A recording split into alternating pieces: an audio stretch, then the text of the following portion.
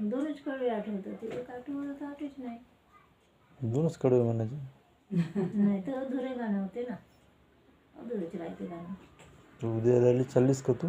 मी आठवण जाईन, माझ्या चालणं नाही होत तरी उद्या जेव चालणं होतं मस्त.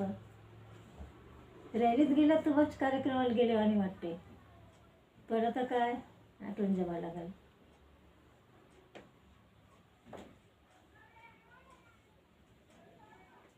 त्या पॉम्पलेटामध्ये लिहिलं आहे, नारे बोबलाचे नाही, फक्त 3च शब्द म्हणायचे, बुद्धं शरणं गच्छामि, धम्मं शरणं गच्छामि, संघं शरणं गच्छामि. लोक ऐकतात का? लोकांनी नाही का बोंबलल्याशिवाय समाधानच नाही हो. असं तसं म्हणल्याशिवाय नाही, खरं पाहिलं तर नाही म्हणल्या पाहिजे ना, 3च शब्द म्हणल्या पाहिजे.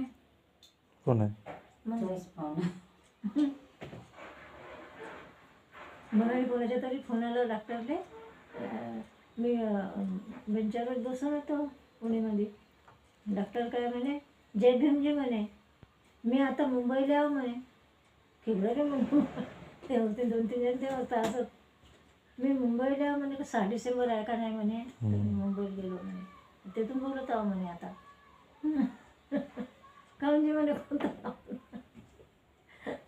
मग काय सांगणार तर कोणाला ठाऊक. मग तो त्याच्या नातलगच त्याच्या जेवायचे पुतण जेवाय का कोणता तर जेवाई.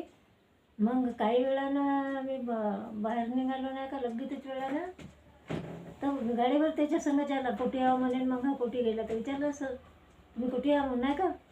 मग हा गाडी घेऊन गेला आणि त्याला गाडीवर असं म्हणे मुंबईला गेलो म्हणे, तिथून बोलत आहो म्हणे. पक्काच आहे बाबा.